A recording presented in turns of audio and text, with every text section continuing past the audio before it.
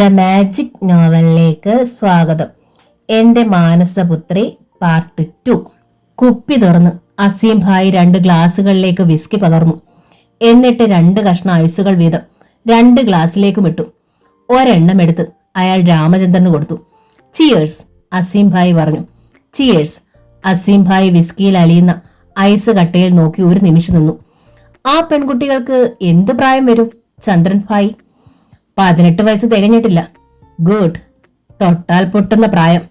കേരള ഗേൾസിന് മുംബൈയിൽ നല്ല പ്രിയമാണ്. അസീം ഭായ് പുഞ്ചിരിച്ചു. അയാൾ ജനാലയുടെ അടുത്തേക്ക് ചെന്ന് പുറത്തേക്ക് നോക്കി. ഹോട്ടലിന്റെ 4ാമത്തെ നിലയിലായിരുന്നു ആ മുറി. അവിടെ നിന്ന് നോക്കിയാൽ തുറമുഖത്ത് നങ്കൂരമിട്ട് കിടക്കുന്ന കപ്പലുകൾ കാണാം. അതിരിക്കട്ടെ, എപ്പോഴാണ് അവരെ എനിക്ക് ചന്ദ്രൻ ഭായ് കൈമാറുന്നത്? 2.5 മാസം കൂടി കഴിഞ്ഞാൽ ഗ്ലോറിയയ്ക്ക് 18 വയസ്സ് പൂർത്തിയാകും. 3.5 മാസം കഴിഞ്ഞാൽ സോഫിയയ്ക്കും. അത് കഴിഞ്ഞാൽ അവർ സ്വതന്ത്രരാണ്, രാമചന്ദ്രൻ പറഞ്ഞു. അത്രയും നാൾ എനിക്ക് കാത്തിരിക്കാൻ പറ്റില്ല ഭായി. അതിനു മുമ്പ് ഓർഫനേജിൽ നിന്ന് അത്ര എളുപ്പത്തിൽ അവരെ വിട്ടുകിട്ടത്തില്ല. ഒരുപാട് ഫോർമാലിറ്റീസ് ഉണ്ട്. അത് പറഞ്ഞാൽ പറ്റില്ല. 10 ലക്ഷം രൂപയാണ് ഞാൻ നിങ്ങൾക്ക് തന്നിരിക്കുന്നത്. 3 മാസത്തോളം അതങ്ങനെ ഒരു പ്രയോജനമില്ലാതെ വെറുതെ ഇടാൻ പറ്റില്ല എനിക്ക്. 2 ആഴ്ചയ്ക്കുള്ളിൽ എനിക്ക് അവരെ കിട്ടണം, അസീം ഭായ് പറഞ്ഞു. ഞാൻ ശ്രമിക്കാം. അല്പനേരം കൂടി ഹോട്ടലിൽ ഇരുന്നിട്ട് രാമചന്ദ്രൻ ഹെവൻ വില്ലയിലേക്ക് പോയി. കാറിലിരിക്കുമ്പോൾ ബഷീറിന്റെ ഫോൺ മൊബൈലിൽ വന്നു. സർ, 2 ദിവസത്തേക്ക് ഗോവയിലേക്ക് പോകാൻ ഒരാളിനെ വേണം. നമ്മൾ ആരെയാ വിടുന്നത്? വീട്ടിൽ ചാന്ദിനിയുണ്ട്. അവൾക്കാണെങ്കിൽ കടലിൽ കുറച്ച് നീന്തിയും പരിചയമുണ്ട്. അവളെ വിടാം. ചാർജ് എത്രയാണെന്ന് പറഞ്ഞു താൻ? ദിവസം 1-ന് 10,000 വെച്ച് സമ്മതിച്ചു കഴിഞ്ഞു. ഓക്കെ, ഞാൻ 10 മിനിറ്റിനകം വിളിക്കാം. രാമചന്ദ്രൻ ഹെവൻ വില്ലയിൽ ചെന്നപ്പോൾ സുമംഗലിയുമായി സംസാരിച്ചിരിക്കുകയായിരുന്നു ചാന്ദിനി. വെളുത്തു മെലിഞ്ഞ് നല്ല പൊക്കമുള്ള പെണ്ണാണവൾ. ചാന്ദിനി, നീ വേഗം റെഡിയായിക്കോ. നീ ഗോവയിലേക്ക് ഒരു ഉല്ലാസയാത്ര പോകുന്നു, രാമചന്ദ്രൻ പറഞ്ഞു. എത്ര ദിവസത്തേക്കാണ് സാർ? അവൾ ചോദിച്ചു. 2 എന്നാണ് പറഞ്ഞത്. നിന്റെ മിടുക്ക് പോലിരിക്കും അത് 3-ഓ 4-ഓ ആക്കുന്നത്. ബാഗിൽ സ്വിമ്മിംഗ് സൂട്ടും എടുത്തു വെച്ചേക്ക്. പുഞ്ചിരിയോടെ ചാന്ദിനി അകത്തെ മുറിയിലേക്ക് പോയി. രാമചന്ദ്രൻ സുമംഗലയുടെ അടുത്തിരുന്നു. ഒരു പ്രശ്നമുണ്ട്. 2 ആഴ്ചയ്ക്കുള്ളിൽ അസീം ഭായിക്ക് ഗ്ലോറിയയും സോഫിയയും വേണമെന്ന്. 10 ലക്ഷം രൂപ അയാൾ അഡ്വാൻസ് തന്നതല്ലേ? അവരെ കയ്യിൽ ഏൽപ്പിച്ചു കൊടുത്താൽ 10 ലക്ഷം കൂടി തരും. 2 പേരും തല പുകഞ്ഞാലോചിച്ചു. സുമംഗലയുടെ മനസ്സിലാണ് വഴി തെളിഞ്ഞു കിട്ടിയത്. നമ്മൾ 2 മാസം കാത്തിരിക്കുന്നില്ല ചന്ദ്രേട്ടാ. ഒരാഴ്ചയ്ക്കുള്ളിൽ നമ്മൾ അവരെ കൊണ്ടുപോകുന്നു. എങ്ങനെ? നമ്മൾ കാറുമായി ചെന്ന് അവരെ ഇങ്ങ് കൊണ്ടുവരുന്നു, ആരും അറിയാതെ. മണ്ടത്തരം പറയാതെ. 2 പേരും മിസ്സിംഗ് ആണെന്ന് ഓർഫനേജിൽ അറിയുമ്പോൾ അവർ പോലീസിൽ റിപ്പോർട്ട് ചെയ്യും. എന്തെങ്കിലും തെളിവ് കിട്ടിയാൽ അവർ ഇവിടെ വന്ന് അവളുമാരെ പിടിച്ചോണ്ട് പോകും. ഇപ്പോഴത്തെ DYSPക്ക് ചെറിയ സംശയമുണ്ട്, രാമേന്ദ്രൻ പറഞ്ഞു. അതിന് നമ്മൾ അവരെ ഇങ്ങോട്ട് കൊണ്ടുവന്നില്ലെങ്കിലല്ലയോ? മുംബൈയിലേക്ക് പോകാൻ നമ്മൾ വിമാനത്തിൽ 4 ടിക്കറ്റ് ബുക്ക് ചെയ്യുന്നു. അവിടെ ചെന്ന് അവരെ കാറിൽ കയറ്റി വിമാനത്താവളത്തിലേക്ക് നേരെ കൊണ്ടുപോകുന്നു. നമ്മൾ മുംബൈയിൽ ചെന്ന് കഴിഞ്ഞ അവളുമാർ ഓർഫനേജിൽ തിരിച്ചെത്തിയിട്ടില്ലെന്ന് അവർ അറിയും. അതൊരു നല്ല പദ്ധതിയാണെന്ന് രാമചന്ദ്രൻ തോന്നി. പക്ഷേ സോഫിയ വരുമോ? അയാൾ സംശയിച്ചു. വരും. ആ ജോലി എനിക്ക് വിട്ടേക്ക്, സുമംഗല ഏറ്റു. പിറ്റേന്ന് ഉച്ച കഴിഞ്ഞ് 3 മണിയായപ്പോൾ ഗ്ലോറിയയുടെ കമ്പ്യൂട്ടർ സെന്ററിലേക്ക് സുമംഗല വിളിച്ചു. വൈസ് പ്രിൻസിപ്പൽ ജോസഫ് കൈതാരത്തിന്റെ മുറിയിലാണ് ഫോൺ. ഹലോ. റിസീവർ എടുത്ത് കൈതാരം പറഞ്ഞു. ഗ്ലോറി ഒന്ന് വിളിക്കാമോ പ്ലീസ്? സുമംഗല ചോദിച്ചു. ആരാണ് സംസാരിക്കുന്നത്? പെൺസ്വരം കേട്ട് അയാൾ ചോദിച്ചു. ഞാൻ അവളുടെ അമ്മയാണ്. അമ്മയോ? ഓർഫനേജിലെ അന്തേവാസിനിയായ ഗ്ലോറിയയ്ക്ക് അപ്പനും അമ്മയില്ലല്ലോ. സുമംഗല ഒന്ന് പരിങ്ങി. സാർ ആരാണ്? അവർ വിനീത ഭാവത്തിൽ ചോദിച്ചു. ഞാൻ വൈസ് പ്രിൻസിപ്പൽ ജോസഫ് കൈതാരം, അയാൾ അന്തസ്സിൽ പറഞ്ഞു. അയ്യോ, ജോസഫ് സാറായിരുന്നോ? ഗ്ലോറിയ മോൾ പറഞ്ഞിട്ടുണ്ട് അവൾക്ക് സാറിന് വലിയ ഇഷ്ടമാ. ഞാൻ അവളുടെ സ്വന്തം അമ്മയല്ല സാറേ, പക്ഷെ അവൾക്ക് ഞാൻ അമ്മയെ പോലെയാ. എനിക്ക് തോന്നി ഗ്ലോറിയയുടെ അമ്മയാകാനും മാത്രം പ്രായമുള്ള ആളല്ല വിളിക്കുന്നതെന്ന്. അതാ സംശയിച്ചേ. സാർ, ഗ്ലോറിയ ഒന്ന് വിളിച്ചാട്ടെ, ഒരത്യാവശ്യ കാര്യം പറയാനാ. ദാ ഇപ്പൊ വിളിക്കാം. റിസീവർ മാറ്റിവെച്ചിട്ട് ജോസഫ് കൈതാര എഴുന്നേറ്റ് മുറിയിൽ നിന്നിറങ്ങി കമ്പ്യൂട്ടർ ക്ലാസ്സിലേക്ക് ചെന്നു. ഗ്ലോറിയ കമ്പ്യൂട്ടറിന്റെ മുന്നിലിരുന്ന് ശ്രദ്ധയോടെ എന്തോ ചെയ്തു പഠിക്കുകയായിരുന്നു. അവളുടെ പിന്നിൽ ചെന്ന് നിന്ന് അയാൾ അവളെ ഒന്ന് തൊട്ടു. ഗ്ലോറിയ ഞെട്ടിത്തിരിഞ്ഞു നോക്കി. എന്താ സാർ? ഞാൻ എത്ര നേരമായി വന്നു നിൽക്കുന്നു. ഗ്ലോറിയ അറിഞ്ഞതേയില്ല, അതുകൊണ്ടാ തൊട്ടു വിളിച്ചത്. ശബ്ദം താഴ്ത്തി ആരും കേൾക്കാതെ കൈതാരം പറഞ്ഞു. അത് സാരമില്ല. എന്താ സാർ വന്നത്? ഞാൻ തൊട്ടതിൽ ഗ്ലോറിയയ്ക്ക് വിരോധമുണ്ടോ? ഇല്ല സാർ, എനിക്കതൊക്കെ വലിയ ഇഷ്ടമാണ്, അവൾ മനം മയക്കുന്ന പുഞ്ചിരിയോടെ പറഞ്ഞു. പുളകം കൊണ്ട് പൂത്തതുപോലെ കൈതാരം ഒരു നിമിഷം നിന്നു. പെട്ടെന്നാണ് ഫോൺ കോളിനെ പറ്റി ആൾ ഓർത്തത്. ഗ്ലോറിയയ്ക്ക് ഫോണുണ്ട്, വേഗം ചെല്ല്. അവൾ വേഗം ചെന്ന് റിസീവർ എടുത്തു. ഹലോ, ഞാനാ മോളെ, നിന്റെ അമ്മ. നാളെ 3 മണിയാകുമ്പോൾ അച്ഛനും ഞാനും കൂടെ ലില്ലിക്കുട്ടിയുടെ വീട്ടിൽ വരും. മോളും കൂട്ടുകാരിയും അവിടെ വരണേ. വരാ അമ്മേ. ആരാ ഈ ജോസഫ് കൈതാരം? അയാളൊരു ബോറനാണെന്ന് തോന്നുന്നുണ്ടല്ലോ. ബോറനൊന്നുമല്ല, ആളൊരു പഞ്ചാരയാ, അത്രേ ഉള്ളൂ. ഗ്ലോറിയ പെട്ടെന്ന് തിരിഞ്ഞു നോക്കി. കൈതാരം തിരിച്ചു വന്നിട്ടില്ല. അവളുടെ തൊട്ടടുത്ത സീറ്റിലെ ജയശ്രീയെ ചുറ്റിപ്പറ്റി നിന്ന് എന്തോ സംസാരിക്കുകയാണ്. ശരി മോളെ, നാളെ കാണാം. വളരെ പ്രധാനപ്പെട്ട ഒരു കാര്യം സംസാരിക്കാനുണ്ട്, സുമംഗല പറഞ്ഞു. ശരിയമ്മേ. സുമംഗല റിസീവർ വെച്ചു. പിറ്റേന്ന് 3 മണിയായപ്പോൾ ഗ്ലോറിയയും സോഫിയയും ലില്ലിക്കുട്ടിയുടെ വീട്ടിൽ ചെന്നു. അപ്പോൾ പുറത്ത് രാമചന്ദ്രന്റെ കാർ കിടക്കുന്നുണ്ടായിരുന്നു. മോൾ വന്നേ, ഞങ്ങൾ കാത്തിരിക്കുകയായിരുന്നു. സുമംഗല വന്ന് അവളുടെ കൈ പിടിച്ച് ചേർത്ത് നിർത്തി നെറ്റിയിൽ ഉമ്മ വെച്ചു. സോഫിയ മോൾക്ക് സുഖമല്ലേ? രാമചന്ദ്രൻ സൗഹൃദ ഭാവത്തിൽ ചോദിച്ചു. ഒരു മന്ദഹാസം മാത്രമായിരുന്നു അവളുടെ മറുപടി. വാ, ഇരിക്കെ. ലില്ലിക്കുട്ടിയുടെ സ്വീകരണ മുറിയിൽ 4 പേരും ഇരുന്നു. നിങ്ങൾ സംസാരിക്കേ, ഞാൻ കാപ്പി ഇട്ടോണ്ട് വരാം, ലില്ലിക്കുട്ടി പറഞ്ഞു. അവൾ അടുക്കളയിലേക്ക് പോയപ്പോൾ രാമചന്ദ്രന്റെ കണ്ണുകൾ പിന്നാലെ ചെന്നു. നല്ല വടിവത്ത ശരീരമാണ് അവളുടേത്. ഞങ്ങൾക്ക് നിന്നെ കാണാതെ ഒരൊറ്റ ദിവസം പോലും കഴിയാൻ വയ്യ മോളെ, അതുകൊണ്ടാ ഇത്രയും ദൂരം കാർ ഓടിച്ച് ഞങ്ങൾ വന്നേ, സുമംഗല പറഞ്ഞു. ഓർഫനേജിലെ റെക്കോർഡ് പ്രകാരം ഡിസംബർ 14 എനിക്ക് 18 വയസ്സ് പൂർത്തിയാകും അമ്മേ. 15-ാം തീയതി നിങ്ങൾക്ക് വന്ന് എന്നെ കൊണ്ടുപോകാം, ഗ്ലോറിയ പറഞ്ഞു. അതിനു മുമ്പ് ഞങ്ങൾ വന്നാൽ നിന്നെ ഓർഫനേജിൽ നിന്ന് വിടത്തില്ലേ? രാമചന്ദ്രൻ ചോദിച്ചു. ഇല്ല, വന്നാൽ തന്നെ നിങ്ങൾ എന്റെ അച്ഛനും അമ്മയാണെന്ന് തെളിയിക്കണം. തെളിയിച്ചാൽ തന്നെ കോടതി വഴിയെ നിങ്ങൾക്ക് എന്നെ ഏറ്റുവാങ്ങി കൊണ്ടുപോകാൻ പറ്റൂ. ഞാനൊരു കാര്യം പറയട്ടെ മോളെ, നിനക്ക് ധൈര്യമുണ്ടെങ്കിൽ അതിനു മുമ്പേ നിനക്ക് ഞങ്ങളോടൊപ്പം വന്ന് താമസിക്കാൻ പറ്റും, സുമംഗല പറഞ്ഞു. എങ്ങനെയാണമ്മേ? ഗ്ലോറിയ ആകാംക്ഷയോടെ അവരെ നോക്കി. അച്ഛനും അമ്മയും കൂടി ഒരു ദിവസം കാറുമായി ഇവിടെ വരും. നീ ഇവിടെ തയ്യാറായിരിക്കണം. ഞങ്ങൾ നിന്നെ എറണാകുളത്തേക്ക് കൊണ്ടുപോകും. അന്ന് തന്നെ ഞങ്ങൾ നിന്നെ വിമാനത്തിൽ മുംബൈയിലേക്ക് കൊണ്ടുപോകും. മുംബൈയിൽ നിന്റെ അച്ഛന് വലിയൊരു ബംഗ്ലാവുണ്ട്. അടുത്ത 3 മാസം നമ്മൾ അവിടെ താമസിക്കും. നിനക്ക് 18 വയസ്സ് പൂർത്തിയായി കഴിഞ്ഞ് എറണാകുളത്തേക്ക് തിരിച്ചു വരൂ. പിന്നെ ഓർഫനേജുകാർക്ക് ഒന്നും ചെയ്യാൻ പറ്റില്ലല്ലോ, രാമചന്ദ്രൻ പറഞ്ഞു. ഇല്ല, പിന്നെ അവർക്ക് എന്റെ മേലൊരു അവകാശവും ഇല്ല, ഗ്ലോറിയ സമ്മതിച്ചു. നീ നിന്റെ യഥാർത്ഥ അച്ഛന്മാരുടെ കൂടെ പോവുകയാണെന്ന് ഒരു കത്ത് എഴുതി വെച്ചേക്കണം ഓർഫനേജിൽ. അങ്ങനെ ചെയ്താൽ അവർ പിന്നെ വലിയ അന്വേഷണമൊന്നും നടത്തില്ല. അങ്ങനെ ചെയ്യാം. ഗ്ലോറിയയ്ക്ക് വലിയ സന്തോഷമായി. ഇനി ഓർഫനേജിന്റെ ഡോർമെറ്ററിയിൽ തള്ളി നീക്കണ്ട. കഴുകി നിറം മങ്ങിയ വസ്ത്രങ്ങൾ ധരിക്കണ്ട. കഞ്ഞിയും പയറും കഴിച്ച് ഉറങ്ങാൻ കിടക്കണ്ട. എന്നാണമ്മേ നിങ്ങൾ വന്ന് എന്നെ കൂട്ടിക്കൊണ്ടു പോകുന്നേ? ഗ്ലോറിയ ചോദിച്ചു. എത്രയും വേഗം, ചിലപ്പോ അടുത്ത ആഴ്ച. ഞങ്ങളത് അറിയിക്കാം, സുമംഗല പറഞ്ഞു. പെട്ടെന്നൊരു കാര്യം ഓർത്തതുപോലെ സുമംഗല തല തിരിച്ച് രാമചന്ദ്രനെ നോക്കി. എന്തിയേ ആ മൊബൈൽ? അവർ ചോദിച്ചു. കാറല്ല, ഞാൻ എടുത്തോണ്ട് വരാം. രാമചന്ദ്രൻ എഴുന്നേറ്റ് പുറത്തേക്ക് പോയി. സുമംഗല പെട്ടെന്ന് സോഫിയെ അഭിമുഖീകരിച്ചു. അവരുടെ സംസാരം മുഴുവൻ കേട്ടുകൊണ്ട് നിശബ്ദയായി ഇരിക്കുകയായിരുന്നു അവൾ. മോളുടെ ഏറ്റവും അടുത്ത കൂട്ടുകാരിയല്ലേ ഗ്ലോറിയ? അവൾ ഞങ്ങളുടെ കൂടെ വന്നാ പിന്നെ മോൾ എന്ത് ചെയ്യും? സുമംഗല ചോദിച്ചു. അത് സാരമില്ല ആന്റി, ഇത്രയും നാൾ ഞാൻ ഓർഫനേജിലായിരുന്നില്ലേ കഴിഞ്ഞത്. അവിടെ എനിക്ക് ഒരു ബുദ്ധിമുട്ടും ഇല്ല. ഗ്ലോറിയയ്ക്ക് അവളുടെ അച്ഛനും അമ്മയും കിട്ടിയല്ലോ, അത് ഓർക്കുമ്പോൾ എനിക്ക് വലിയ സന്തോഷമുണ്ട്, സോഫിയ പറഞ്ഞു. ഞാനൊരു കാര്യം ആവശ്യപ്പെട്ട നീ എതിർപ്പ് പറയല്ലേ മോളെ. ഗ്ലോറിയയ്ക്ക് അച്ഛനും അമ്മയും കിട്ടിയെങ്കിലും നീയും കൂടി ഇല്ലാതെ അവൾക്ക് സന്തോഷം കിട്ടത്തില്ല. അമ്മ എന്താണ് പറഞ്ഞു വരുന്നത്? മനസ്സിലാകാത്ത മട്ടിൽ സോഫിയ അവരെ നോക്കി. മോളും കൂടി ഞങ്ങളുടെ കൂടെ വാ, നമുക്ക് എല്ലാവർക്കും കൂടെ മുംബൈയിലേക്ക് പോകാം. ഞങ്ങളുടെ മോളെ പോലെ നിനക്കും താമസിക്കാം. പുതിയ കോളേജിൽ ചേർക്കാം. എത്ര വേണമെങ്കിലും പഠിപ്പിക്കാം. വരില്ലേ മോളെ നീ? സുമംഗലയുടെ ചോദ്യത്തിന് ഉത്തരം പറയാൻ കഴിയാതെ സോഫിയ പകച്ചിരുന്നു. നീ കൂടി വാ മോളെ, നീയും കൂടെ ഉണ്ടെങ്കിൽ നല്ല രസമായിരിക്കും. നിനക്ക് ബെഞ്ചമിനിൽ നിന്ന് രക്ഷപ്പെടുകയും ചെയ്യാം, ഗ്ലോറിയ അവളെ പ്രോത്സാഹിപ്പിച്ചു. അതോർത്തപ്പോൾ സോഫിയയ്ക്ക് പാതി മനസ്സ് വന്നു. താൻ ഓർഫനേജിൽ ഇല്ലെങ്കിൽ ബെഞ്ചമിന് തന്നെ കെട്ടാൻ പറ്റത്തില്ലല്ലോ.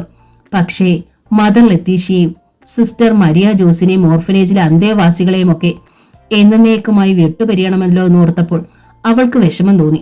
ഞാനും വരാമേ, അവൾ ഒടുവിൽ സമ്മതിച്ചു. അത് കേട്ടുകൊണ്ടാണ് രാമചന്ദ്രൻ വന്നത്. സുമംഗല വിജയഭാവത്തിൽ അയാളെ നോക്കി. രാമചന്ദ്രന്റെ കയ്യിൽ ഒരു പുതിയ മൊബൈൽ ഫോൺ സെറ്റ് ഉണ്ടായിരുന്നു. എപ്പ വേണമെങ്കിലും മോളോട് സംസാരിക്കാൻ വേണ്ടി ഞങ്ങൾ കൊണ്ടുവന്നതായത്. മോളുടെ സ്വരം കേൾക്കണമെന്ന് ആഗ്രഹം തോന്നുമ്പോഴൊക്കെ ഞങ്ങൾ വിളിക്കും. സന്തോഷത്തോടെയാണ് ഗ്ലോറിയ ആ ഫോൺ സെറ്റ് വാങ്ങിയത്. എങ്ങനെയാണ് അത് ഉപയോഗിക്കേണ്ടതെന്ന് അവൾക്കും സോഫിയയ്ക്കും അയാൾ പഠിപ്പിച്ചു കൊടുത്തു. അപ്പോഴേക്കും ലില്ലിക്കുട്ടി എല്ലാവർക്കും കാപ്പിയുമായി വന്നു. ലില്ലിക്കുട്ടിയുടെ ഹസ്ബൻഡ് ബസ് കണ്ടക്ടർ അയ്യോ? കാപ്പി വാങ്ങിക്കൊണ്ട് രാമചന്ദ്രൻ ചോദിച്ചു. ഉവ്വ, അവൾ പറഞ്ഞു. ആ പണി കളഞ്ഞിട്ട് നിങ്ങൾ രണ്ടുപേരും കൂടി ഞങ്ങളുടെ കൂടെ വാ. എറണാകുളത്ത് എന്റെ കമ്പനിയിൽ നിങ്ങൾക്ക് രണ്ടുപേർക്കും ജോലി തരാം. ഹസ്ബൻഡിന് 15,000 രൂപ, ലില്ലിക്കുട്ടിക്ക് 10,000 രൂപ. എന്തായിരുന്നോ? ലില്ലിക്കുട്ടിയുടെ കണ്ണ് തള്ളിപ്പോയി. ആന്റണിക്കും തനിക്കും കൂടി മാസം 25,000 രൂപ ശമ്പളം. ആന്റണി വരട്ടെ, ഞാൻ പറയാം, ലില്ലിക്കുട്ടി പറഞ്ഞു. കാപ്പി കൂടി കഴിഞ്ഞ് സുമംഗലയും രാമചന്ദ്രനും യാത്ര പറഞ്ഞു പോയി. ചന്ദ്രേട്ടന് സമാധാനമായില്ലേ? കാറിലിരിക്കുമ്പോൾ സുമംഗല ചോദിച്ചു. സമാധാനമായി, അയാൾ പറഞ്ഞു. പിറ്റേന്ന് രാവിലെ രാമചന്ദ്രൻ ഒരു ട്രാവൽ ഏജൻസിയിലേക്ക് ചെന്നു. പിന്നത്തെ വ്യാഴാഴ്ച ഉച്ചയ്ക്ക് 1:30 മുംബൈ ഫ്ലൈറ്റിൽ 4 ടിക്കറ്റുകൾ ബുക്ക് ചെയ്തു. അപ്പോൾ തന്നെ അയാൾ ഗ്ലോറിയയ്ക്ക് കൊടുത്ത മൊബൈലിലേക്ക് വിളിച്ചു. ഡോർമിറ്ററിയിലായിരുന്നു അവൾ. റിംഗ് ടോണിന്റെ വോളിയം തീരെ കുറച്ചാണ് വെച്ചിരിക്കുന്നത്. അത് കാരണം ബെല്ലടി ശബ്ദം ആരും കേട്ടില്ല. മൊബൈൽ ചുരിദാറിനുള്ളിൽ ഒളിപ്പിച്ചു പിടിച്ച് പുറത്ത് വന്നവൾ സംസാരിച്ചു. മോളെ, അടുത്ത വ്യാഴാഴ്ച നമ്മൾ മുംബൈക്ക് പോകുന്നു. അന്ന് രാവിലെ 9 മണിയാകുമ്പോൾ കാറുമായി അമ്മയും ഞാനും ലില്ലിക്കുട്ടിയുടെ വീട്ടിൽ വരും. നിങ്ങൾ രണ്ടുപേരും ഇവിടെ കാത്തു നിൽക്കണം. ശരി അച്ഛാ. എന്തൊക്കെ തയ്യാറെടുപ്പുകൾ നടത്തണമെന്ന് അയാൾ വിശദമായി സംസാരിച്ചു. അച്ഛനെ ഇടയ്ക്ക് വിളിക്കണേ. വിളിക്കാം. വ്യാഴാഴ്ചയ്ക്ക് ഇനി വെറും 5 ദിവസം മാത്രം. 5 ദിവസം കഴിഞ്ഞാൽ താൻ ഈ ഓർഫനേജിന്റെ കൂറ്റൻ മതിൽക്കെട്ടിനുള്ളിൽ നിന്നും സ്വതന്ത്രമായ ലോകത്തിന്റെ വിശാലതയിലേക്ക് പറന്നു പറന്നു പോകും. കൂടെ പറക്കാൻ സോഫിയയും ഉണ്ടാകും. സോഫിയ കോളേജിൽ നിന്ന് വന്നപ്പോൾ ഗ്ലോറിയ വിവരം പറഞ്ഞു. പോയാൽ കുഴപ്പമാകുമോ മോളെ? അവൾ പേടിയോടെ ചോദിച്ചു. എന്തു കുഴപ്പം? നമ്മളെ ആരും കണ്ടുപിടിക്കത്തില്ല മോളെ. 2.5 മാസം കഴിഞ്ഞാൽ എന്നെ നിന്നെ അവർക്ക് തൊടാൻ പറ്റത്തില്ല. അത്രയും നാൾ നമ്മൾ മുംബൈയിൽ അടിച്ചു പൊളിച്ചു കഴിയും. അതിനുശേഷമേ എറണാകുളത്ത് വരും. അടുത്ത 5 ദിവസം എഴഞ്ഞെഴഞ്ഞാണ് നീങ്ങിയത്. എല്ലാ ദിവസവും രാത്രി എല്ലാരും ഉറങ്ങിക്കഴിയുമ്പോൾ ഗ്ലോറിയയുടെ മൊബൈൽ ശബ്ദിക്കും. രാമചന്ദ്രനോ സുമംഗലയോ അവളോട് സംസാരിക്കും. മുംബൈ എന്ന മനോഹരമായ സ്വപ്ന സാമ്രാജ്യം ഗ്ലോറിയയുടെ മനസ്സിൽ വളർന്നു വളർന്നു വന്നു. എല്ലാവരെയും പിരിയുന്നതിൽ സോഫിയയ്ക്ക് വിഷമം തോന്നി. അവൾ ഒരു ദിവസം മദർ ലത്തീഷയെ കാണാൻ പോയി. മദറിന് വേണ്ടി 2 പാട്ടുകൾ പാടി. സിസ്റ്റർ മരിയ റോസുമായി സംസാരിച്ചു. സിസ്റ്റർ മാർട്ടിനയ്ക്ക് ഓഫീസിലെ അക്കൗണ്ടുകൾ ശരിയാക്കാൻ സഹായിച്ചു കൊടുത്തു. ബെഞ്ചമിനെ കണ്ട് ജീവിതത്തിൽ ആദ്യമായി സ്നേഹപൂർവ്വം സംസാരിച്ചു. കോളേജിലെ കൂട്ടുകാരികളുമൊത്ത് ഏറെ നേരം ചെലവഴിച്ചു. ബുധനാഴ്ച രാത്രി നോട്ട്ബുക്കിൽ നിന്നൊരു കടലാസ് കീറിയെടുത്ത് സോഫിയയും ഗ്ലോറിയയും ചേർന്നു മദർ ലത്തീഷയ്ക്കും സിസ്റ്റർ മാർട്ടീനയ്ക്കും കത്തുകൾ എഴുതി വെച്ചു. ഞങ്ങൾ സ്വന്തം ഇഷ്ടപ്രകാരം ഞങ്ങളുടെ അച്ഛനമ്മമാരുടെ അടുത്തേക്ക് പോകുന്നു. ബുധനാഴ്ച രാത്രി ഉറങ്ങാൻ കഴിഞ്ഞില്ല രണ്ടുപേർക്കും. പല്ലുവേദനയ്ക്ക് ഡോക്ടറെ കാണാൻ പോകുന്നു എന്ന് പറഞ്ഞ് രാവിലെ 8 മണിയായപ്പോൾ സോഫിയയും ഗ്ലോറിയയും ഓർഫനേജിൽ നിന്നിറങ്ങി. ഒരു ഓട്ടോയിൽ ലില്ലിക്കുട്ടിയുടെ വീട്ടിൽ നിന്ന് അവർ വേഗം ഡ്രസ്സ് ചെയ്ത് 9 ആകാൻ കാത്തിരുന്നു. 9 മണി കഴിഞ്ഞിട്ടും സുമംഗലയും രാമചന്ദ്രനും വന്നില്ല. ഗ്ലോറിയ അക്ഷമയായി. മേശപ്പുറത്ത് അന്നത്തെ പത്രം കിടപ്പുണ്ടായിരുന്നു. സോഫിയ അതെടുത്ത് വെറുതെ മറിച്ചു നോക്കി. അകത്തെ പേജിൽ രാമചന്ദ്രന്റെയും സുമംഗലയുടെയും ചിത്രം. കൗതുകത്തോടെ അവൾ ആ വാർത്ത വായിച്ചു നോക്കി. കൊച്ചി പെൺവാണിഭ സംഘം അറസ്റ്റിൽ. വാർത്ത വായിച്ച് സോഫിയ ഞെട്ടി. പെട്ടെന്ന് ഗ്ലോറിയയുടെ സെൽഫോൺ ശബ്ദിക്കാൻ തുടങ്ങി. മൊബൈൽ ഫോൺ ബെല്ലടിക്കുന്നത് കേട്ടപ്പോൾ ഗ്ലോറിയ വേഗം അതെടുത്തു. അവൾ നോക്കിയപ്പോൾ ഒട്ടും പരിചിതമില്ലാത്ത ഒരു നമ്പറാണ് സ്ക്രീനിൽ തെളിഞ്ഞിരിക്കുന്നത്. രാമചന്ദ്രന്റെ നമ്പർ ഇതല്ല. ഹലോ. ഫോൺ ചെവിയോട് ചേർത്ത് വെച്ച് അവൾ പറഞ്ഞു. ഗ്ലോറിയാണോ? ഒരു പുരുഷ സ്വരം അവളോട് ചോദിച്ചു. അതെ, ആരാണ്? പെട്ടെന്ന് കോൾ കട്ടായി. ഗ്ലോറിയ തലയുയർത്തി നോക്കിയപ്പോൾ സോഫിയ വിളറി വെളുത്ത മുഖത്തോടെ നിൽക്കുന്നു. കയ്യിൽ അന്നത്തെ പത്രവുമുണ്ട്. ആരോ വിളിച്ചു മോളെ. ആരാണെന്ന് മനസ്സിലായില്ല. അതിനു മുൻപേ കട്ടായി. ചിലപ്പോ വേറെ ഫോണിൽ നിന്ന് അവർ വിളിച്ചതായിരിക്കും. വന്നോണ്ടിരിക്കുകയാണെന്ന് പറയാൻ ഗ്ലോറിയ പറഞ്ഞു. അവർ വരുത്തില്ല മോളെ.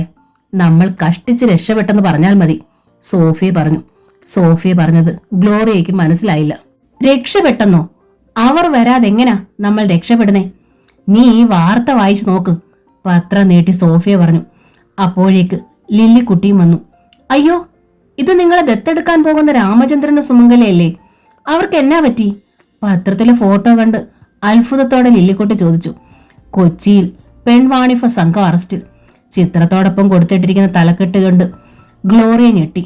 ബാക്കിയും കൂടെ വായിച്ചു നോക്ക്, സോഫിയ ആവശ്യപ്പെട്ടു. ഉറക്കെ വായിക്ക്, ലില്ലിക്കുട്ടി പറഞ്ഞു. ഗ്ലോറിയ ആ വാർത്ത ഉറക്കെ വായിച്ചു.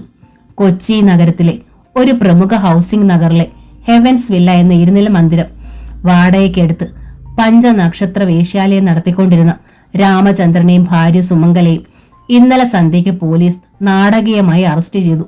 സുന്ദരിമാരായ പെൺകുട്ടികളെ പ്രലോഭിപ്പിച്ച് വലയിലാക്കി സമ്പന്നരായ ഉപഭോക്താക്കൾക്ക് കാഴ്ചവെച്ച് ലക്ഷങ്ങൾ സമ്പാദിച്ചുകൊണ്ടിരിക്കുന്ന ഇവർക്ക് മുംബൈയിലെ അധോലോക സംഘടനകളുമായും ബന്ധമുണ്ടെന്നറിയുന്നു.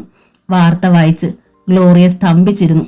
എന്റെ കർത്താവേ, നിങ്ങൾ രണ്ടുപേരെയും വിറ്റ് കാശാക്കാനായിരുന്നു അവർ അപ്പനും അമ്മയുമായിട്ട് അഭിനയിച്ചു വന്നത്, ലില്ലിക്കുട്ടി പറഞ്ഞു. എന്തിനാ അവരെ കുറ്റം പറയുന്നേ? ഇവളൊരുത്തിയാ ഇതിന് കാരണക്കാരി. പത്രത്തിൽ പരസ്യം ചെയ്ത് വീടും കാറും ഒക്കെ വാങ്ങിക്കുന്നത് പോലെ മേടിക്കാൻ കിട്ടുന്നതാണോ അപ്പനെ അമ്മയും? ക്ഷോഭത്തോടെ സോഫിയ പറഞ്ഞു. ഗ്ലോറിയ മിണ്ടിയില്ല. പോട്ടെ, സാരമില്ല. എന്തായാലും നിങ്ങൾക്കാർക്ക് അപായമൊന്നും സംഭവിച്ചില്ലല്ലോ, അത് തന്നെ ഭാഗ്യം, ലില്ലിക്കുട്ടി പറഞ്ഞു. പെട്ടെന്ന് ഗ്ലോറിയയുടെ കയ്യിലിരുന്ന മൊബൈൽ ഫോൺ ശബ്ദിക്കാൻ തുടങ്ങി. ഭയത്തോടെ അവൾ അത് മേശപ്പുറത്തേക്ക് വെച്ചു. അതെടുത്ത് കളഞ്ഞേക്ക് ഗ്ലോറിയ, നമുക്കത് വേണ്ട, സോഫിയ പറഞ്ഞു. ഗ്ലോറിയ അനങ്ങിയില്ല. കുറേ നേരം ബെല്ലടിച്ചു കഴിഞ്ഞ് അത് സ്വയം നിലച്ചു. പെട്ടെന്നാണ് ഒരു കാര്യം സോഫിയയ്ക്ക് ഓർമ്മ വന്നത്.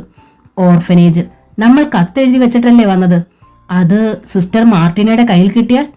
അവൾ പറഞ്ഞു. ഗ്ലോറിയ ഞെട്ടി.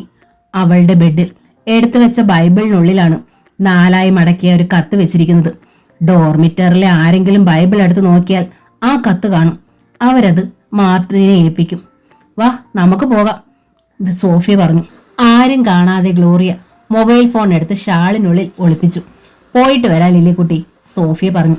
കൂട്ടുകാരികൾ രണ്ടുപേരും ഒരു ഓട്ടോറിക്ഷ വിളിച്ച് ലിറ്റിൽ ഫ്ലവർ ഓർഫനേജിലേക്ക് പാഞ്ഞു ചെന്നു. ഗേറ്റിന് വെളിയിൽ ഓട്ടോ നിർത്തിച്ച് അവർ കോൺവെന്റിലേക്ക് കയറി ചെന്നു. അവർ ഓർഫനേജിലെ ഡോർമിറ്ററിയിൽ ചെന്നപ്പോൾ ഗ്ലോറിയയുടെ ബെഡിൽ ബൈബിൾ ഇരിപ്പുണ്ട്. അവൾ വേഗം അതെടുത്ത് തുറന്നു നോക്കി. ബൈബിളിനുള്ളിൽ കത്തുണ്ടായിരുന്നില്ല. ആരെങ്കിലും എടുത്ത് സിസ്റ്ററിനെ കൊണ്ടുവന്ന് കാണിച്ചു കാണുമോ? സോഫിയ പറഞ്ഞു. ഗ്ലോറിയ മിണ്ടിയില്ല. പത്രം ഓഫീസിൽ നിന്ന് അയച്ചു കിട്ടിയ ബാക്കി കത്തുകൾ ഗ്ലോറിയയുടെ പെട്ടിയിൽ സൂക്ഷിച്ചു വെച്ചിട്ടുണ്ടായിരുന്നു. വേണ്ടി വന്നാൽ പിന്നീട് ഉപയോഗിക്കാൻ. സോഫിയ അതെല്ലാം എടുത്ത് വലിച്ചു കീറി പുറത്തേക്കെറിഞ്ഞു. രണ്ടുപേരും തളർച്ചയോടെ ബെഡിലേക്കിരുന്നു. അപ്പോഴാണ് ഷലോമി ഡോർമിറ്ററിയിലേക്ക് കടറി വന്നത്. സോഫിയ, പെട്ടെന്ന് ഡോർമിറ്ററിയുടെ വാതിലിനടുത്ത് നിന്നുകൊണ്ട് ആരോ വിളിച്ചു. അവർ തല തിരിച്ചു നോക്കി. കോൺവെന്റിലെ സിസ്റ്റർ ക്ലെയർ മേരി ആയിരുന്നു അത്. നീ വേഗം അങ്ങോട്ട് വരാൻ പറഞ്ഞു.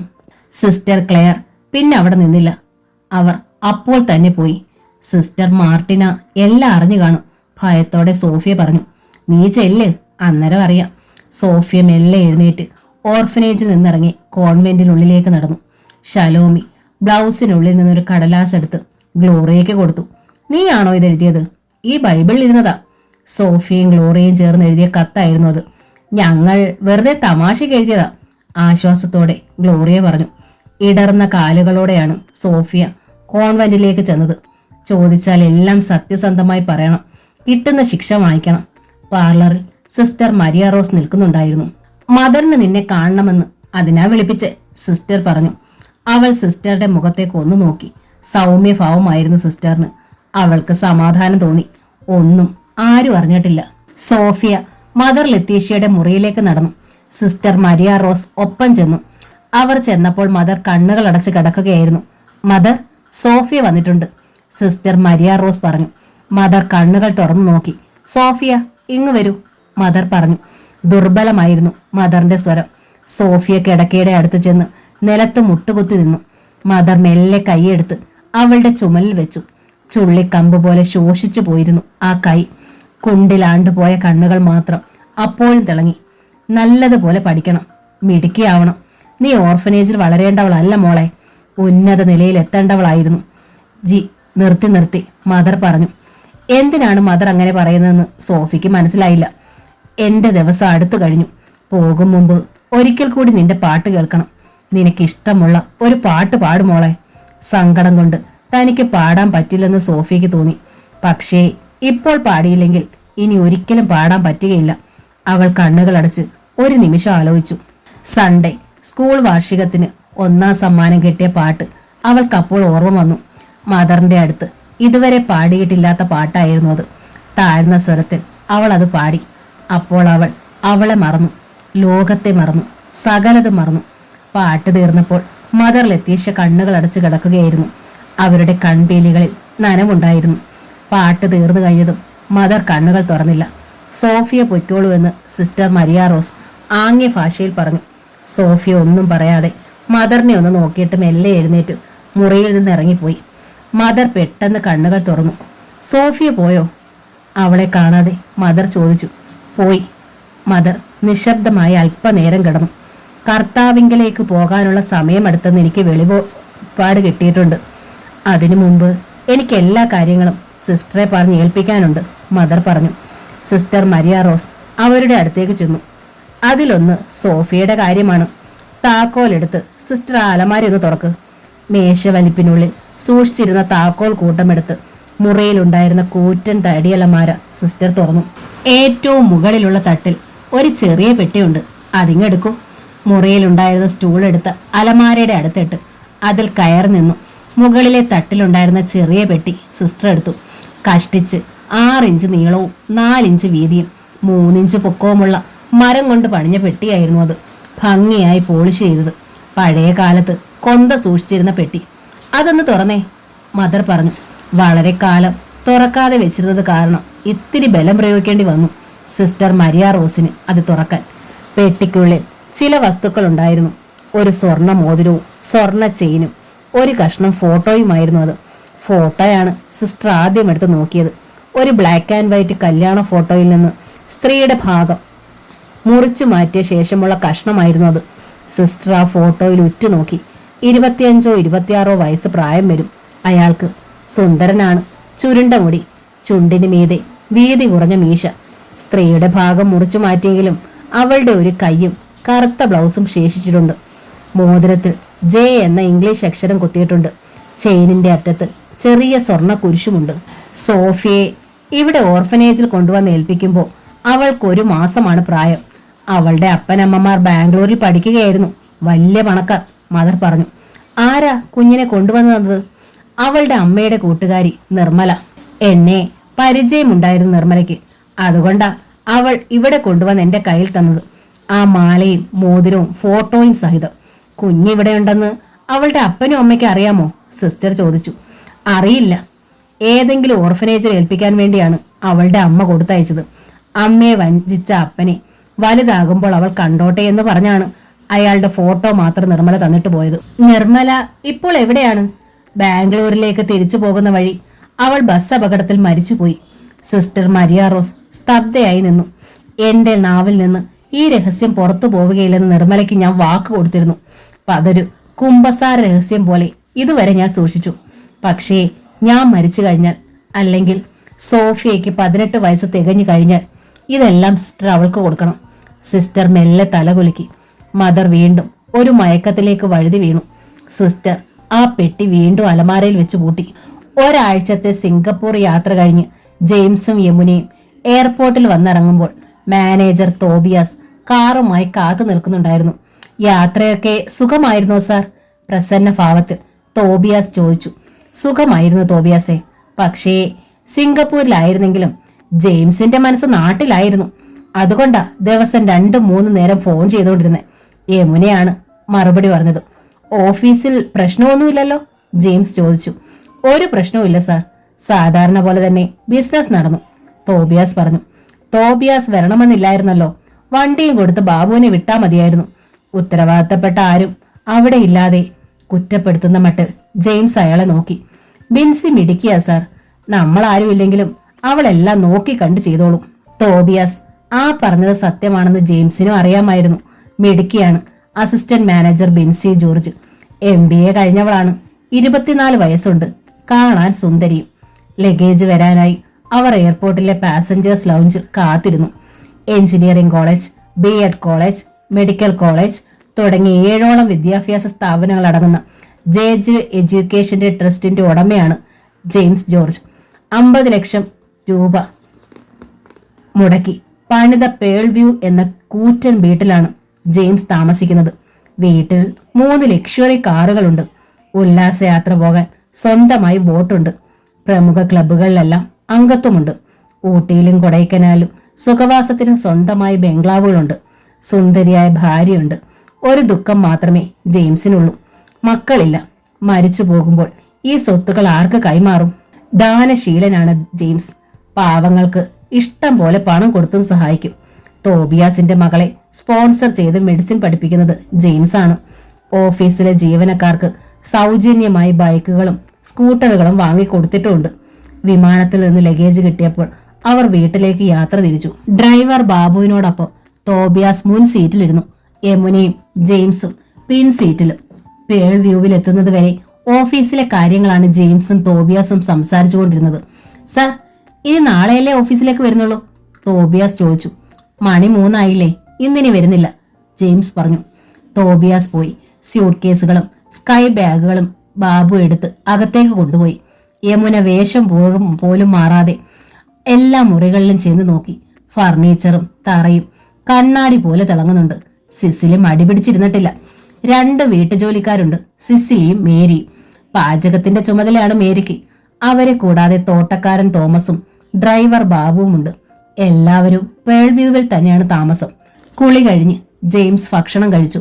2 ആഴ്ചത്തെ തപാലും പത്രമാസികകളും വീട്ടിലെ ഓഫീസ് മുറിയിൽ സിസിലി വൃത്തിയായി അടുക്കി വെച്ചിട്ടുണ്ട്. തപാലാണ് ജെയിംസ് ആദ്യം നോക്കിയത്. 10-15 കത്തുകൾ.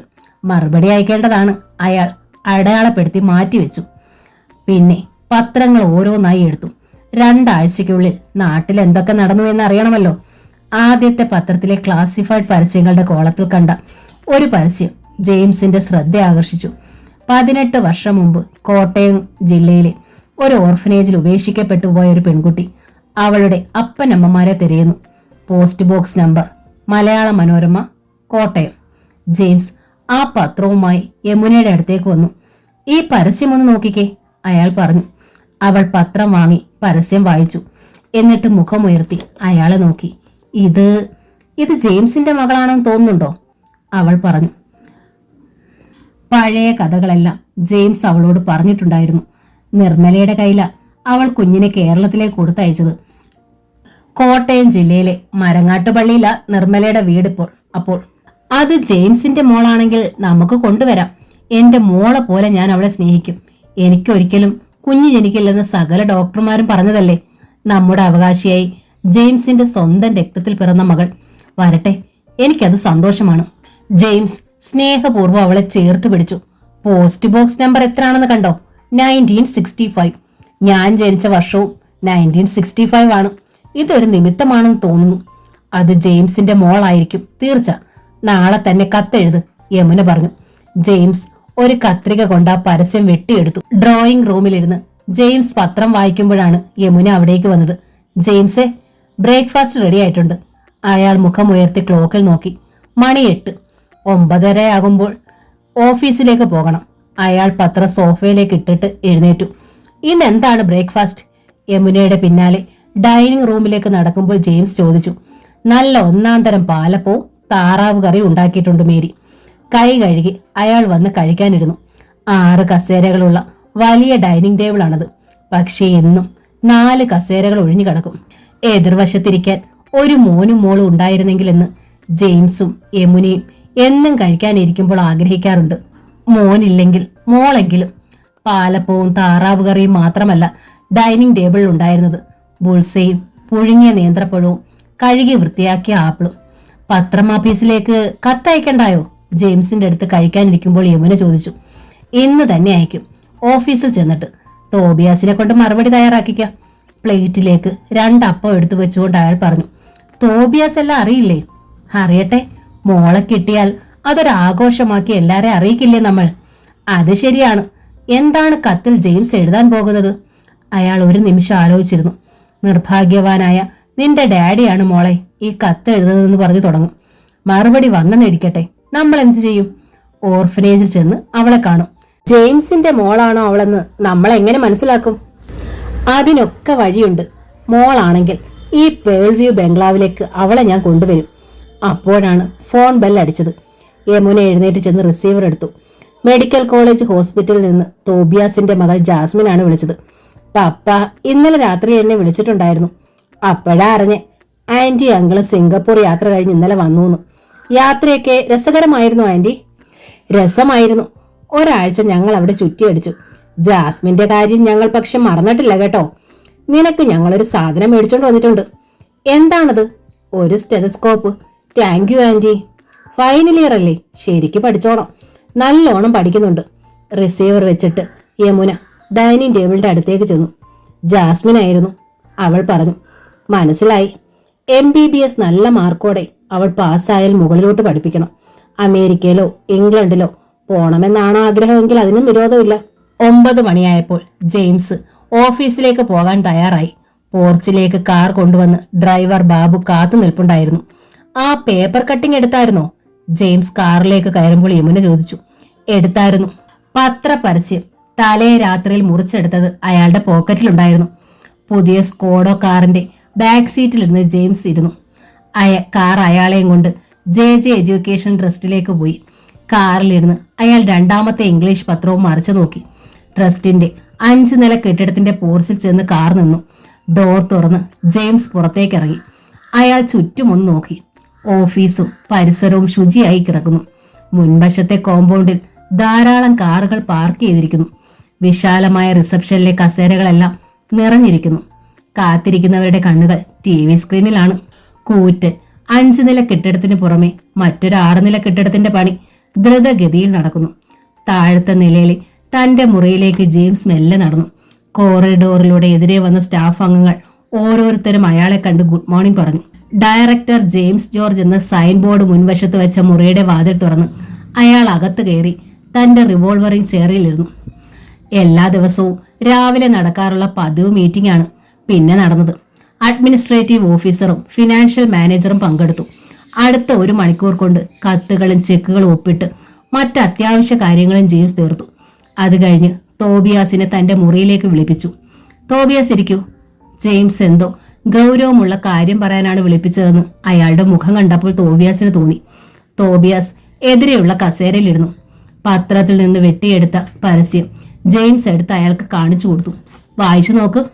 18 വർഷം മുമ്പ് കോട്ടയം ജില്ലയിലെ ഒരു ഓർഫനേജിൽ ഉപേക്ഷിക്കപ്പെട്ടു പോയ ഒരു പെൺകുട്ടി അവളുടെ അപ്പനമ്മമാരെ തിരയുന്നു. വായിച്ചു കഴിഞ്ഞ് തോബിയാസ് തലയുയർത്തി നോക്കി.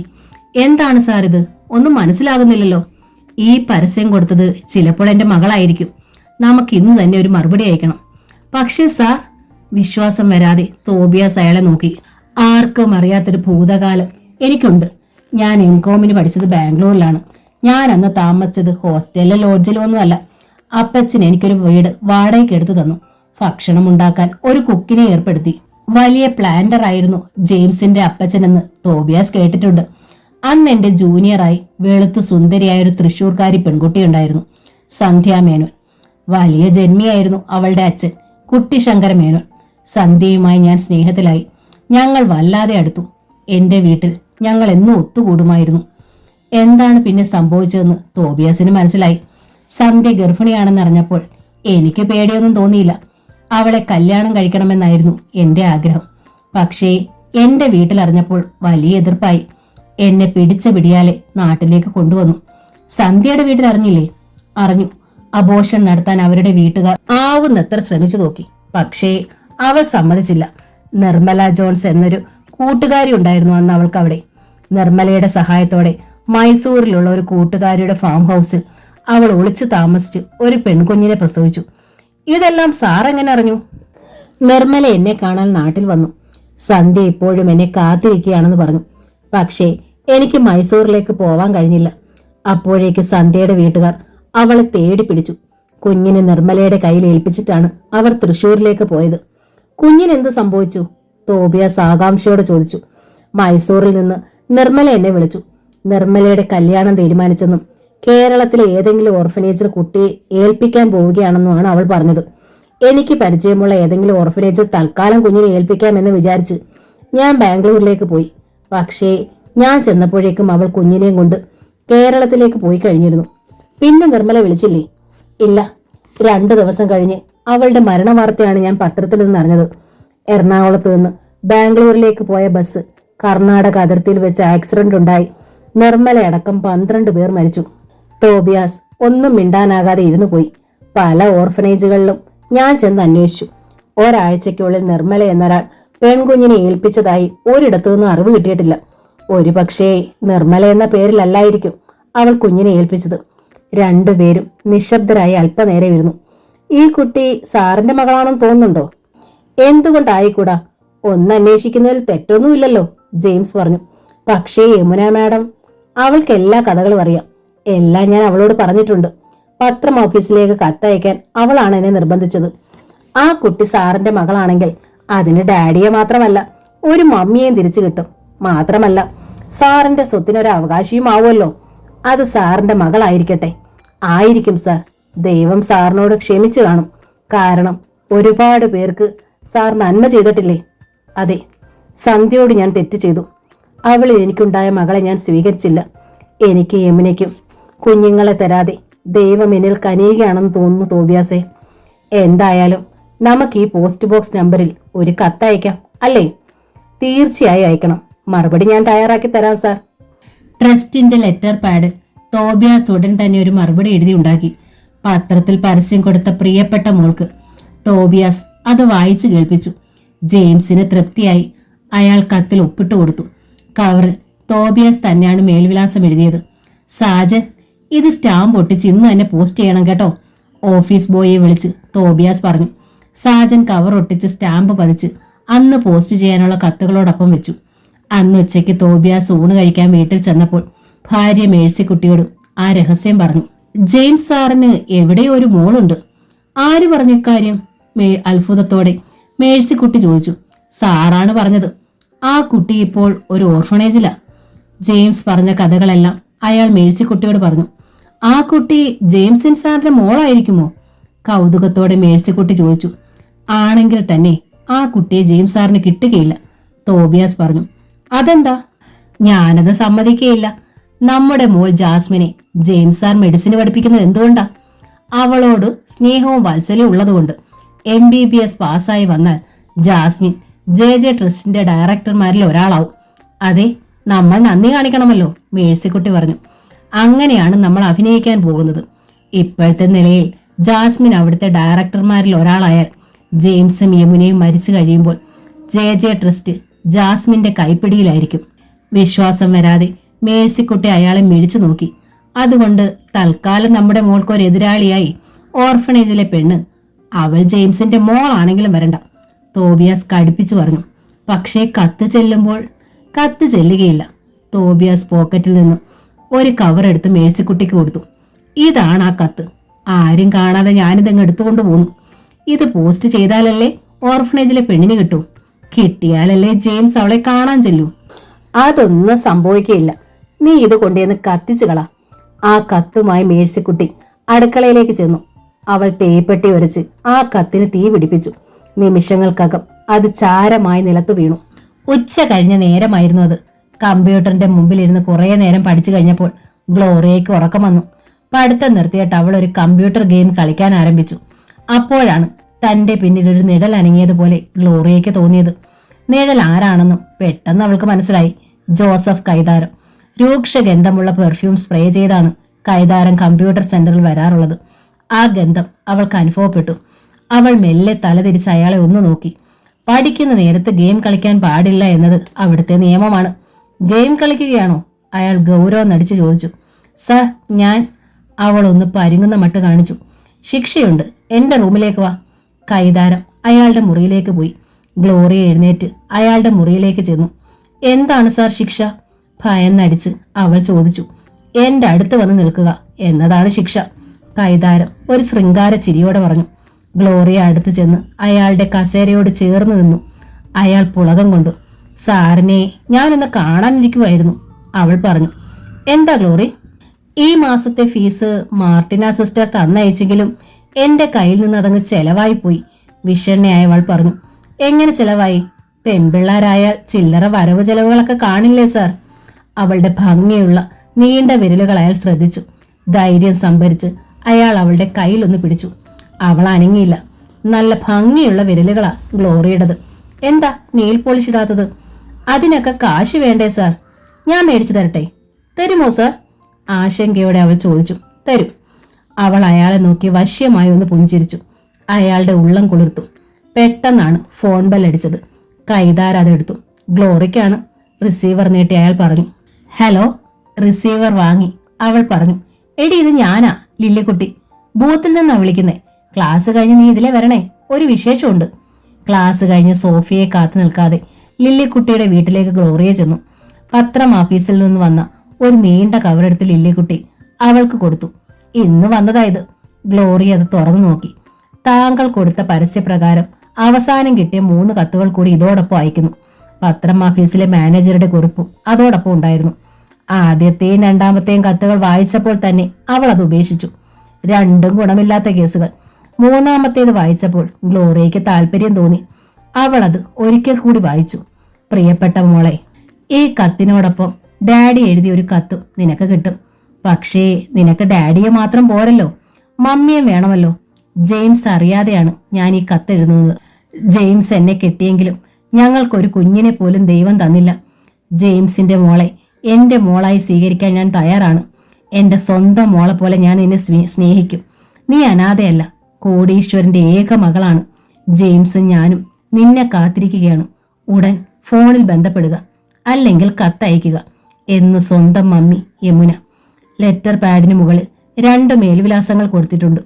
ഒന്ന് JJ എഡ്യൂക്കേഷൻ ട്രസ്റ്റിൻ്റെതാണ്, മറ്റേത് പേൾവ്യൂ ബംഗ്ലാവിൻ്റെതും. എങ്ങോട്ടാണ് എഴുതേണ്ടത്? ഗ്ലോറിയ സംശയിച്ചു. ലില്ലിക്കുട്ടി ഒരു ഗ്ലാസ് കാപ്പി കൊണ്ടുവന്ന് ഗ്ലോറിയയ്ക്ക് കൊടുത്തു. കത്തുകൾ വായിച്ചില്ലേ നീ? അവൾ ചോദിച്ചു. 3 ഉണ്ട്. 2 ഗുണമില്ലാത്ത കേസുകളാ, പക്ഷെ 1 കൊള്ളാം മോളെ. ആ കത്ത് അവൾ ലില്ലിക്കുട്ടിക്ക് വായിക്കാൻ കൊടുത്തു.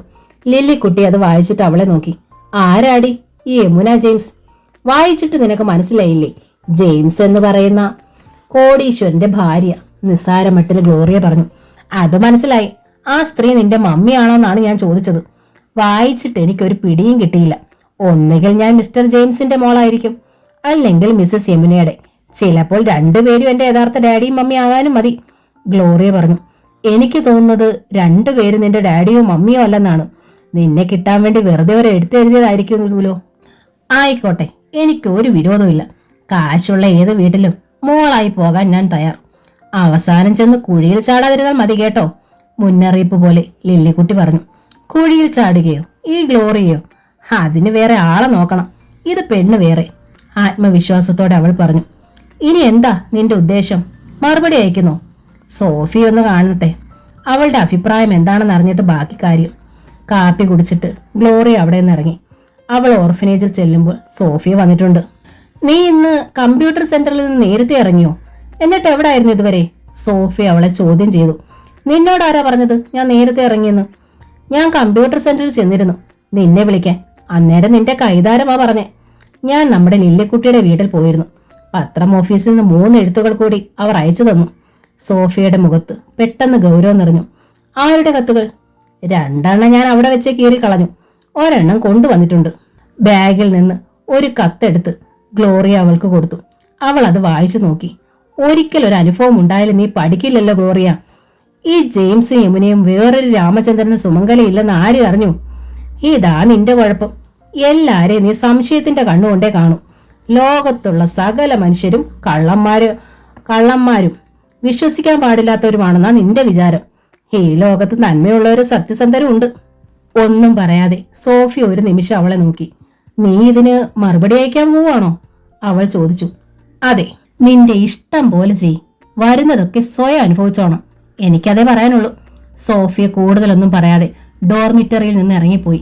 ചിന്തയോടെ ഗ്ലോറിയ ബെഡിലേക്കിരുന്നു.